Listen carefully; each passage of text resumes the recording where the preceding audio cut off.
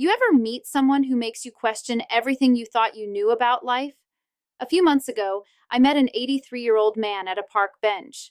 He wasn't rich, he wasn't famous, but there was something about him, this calm confidence, this spark in his eyes, like he'd figured out a secret the rest of us were still searching for. I asked him, "What's your secret to staying so happy, even at your age?" He smiled, looked out at the sky, and said, "Son, happiness isn't found.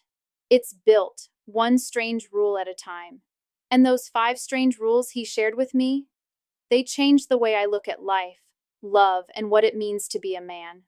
Let's be real for a second. Most men today, they're tired, not just physically, emotionally. You wake up every morning, grind through a job that barely feels like it matters.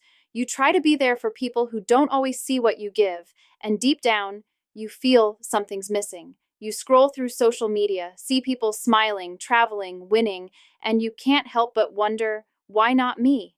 Maybe you've been through heartbreak. Maybe you've lost your spark. Or maybe you've just forgotten what happiness even feels like. And it's not your fault.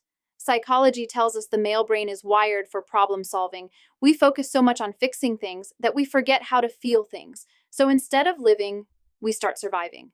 See, most men think happiness is something you chase, a better job, a prettier woman, a bigger house. But that's the trap. Because the more you chase happiness, the faster it runs. The old man told me, every generation of men thinks they'll find peace once they get something. But peace doesn't come from what you get. It comes from what you let go of. And he was right. Men today carry invisible weight, guilt from mistakes, fear of failure, and this silent pressure to always be strong. But strength isn't about how much you hold on to. It's about how much you can release and still keep your heart open. Let's talk about that pain for a moment. You know what it feels like when someone you love stops caring. You know the sting of watching her walk away while you're still standing there, trying to understand what you did wrong. You know the nights when you stare at the ceiling, replaying every conversation in your head, wondering if you're just not enough. I get it, because every man who's ever loved deeply has been there. It doesn't make you weak, it makes you human. The truth is, no one teaches men how to heal. We're told to move on, to stay silent, to tough it out, but silence doesn't heal. It just buries the wound deeper until it starts bleeding through your smile. Here's something psychology proves. Men who suppress emotions are 3 times more likely to experience depression or emotional burnout, because when you shut down your feelings, you also shut down your ability to connect with others and with yourself. And connection is where happiness lives. See, women express emotions like waves. They rise, crash, and then calm. Men, we're more like pressure cookers. We hold it all in until something finally explodes. That's why emotional intelligence isn't weakness, it's armor. It protects you from carrying other people's chaos inside your mind. And that's what the old man understood.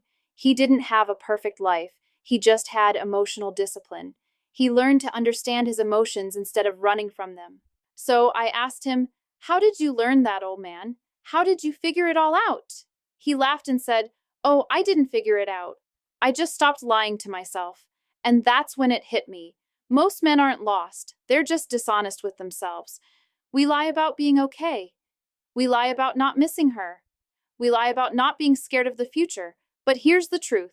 Honesty with yourself is the first step toward happiness. Because once you stop pretending, you finally start healing. So here are his 5 strange rules for staying happy, the same ones that helped him live a peaceful, powerful 83-year life. He said, the moment you stop chasing people, peace finds you. When you chase, you give your power away. You tell the world, I need your validation to feel whole.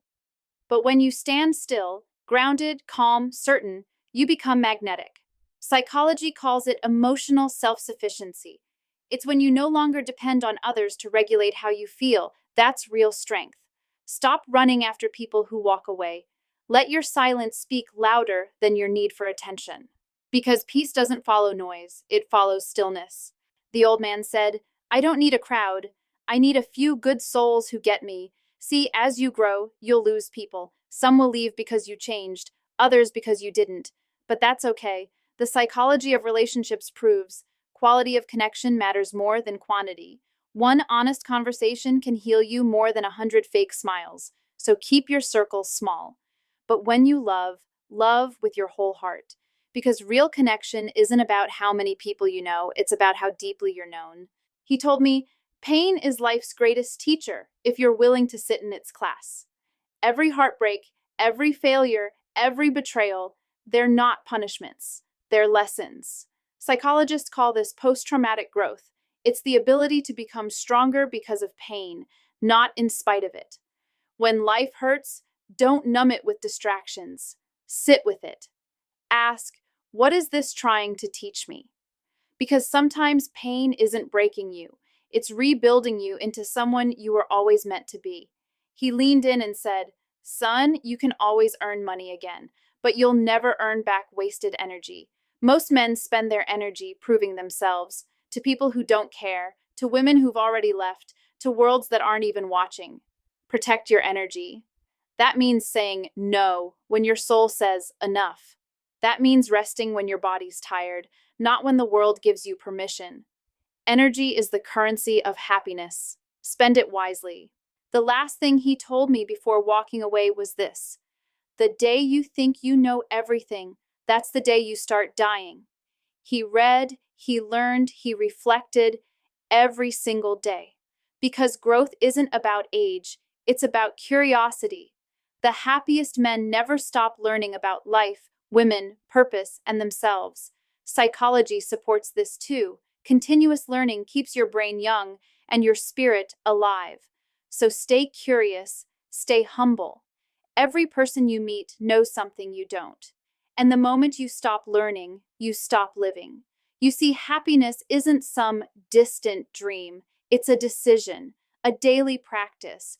When you stop chasing people, when you protect your peace, when you learn from pain instead of fearing it, you become unstoppable. You start realizing you don't need approval, validation, or anyone's permission to feel worthy. You are enough, not because someone says so, but because you finally believe it. That's emotional mastery. That's what real men build. So here's the truth, brother. No one's coming to save you. No one's going to fix your life or hand you happiness wrapped in a box. But the moment you take responsibility for your peace, that's when everything changes. That's when you stop being a victim of life and start being its author. You've been through pain. You've been through loss, but you're still here, still breathing, still fighting. And that means you still have a story to write. So write it with pride. Write it with power.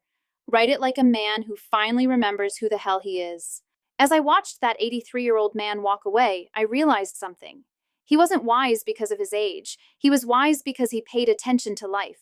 He didn't run from pain. He didn't beg for love. He didn't fear change. He embraced it all with calm, steady eyes and a grateful heart.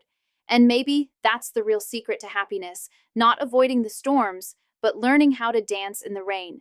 So, wherever you are right now, broken, confused, lost, or starting over, remember this: you have everything it takes to rebuild.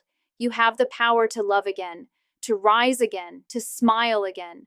Don't wait until you're 83 to realize it.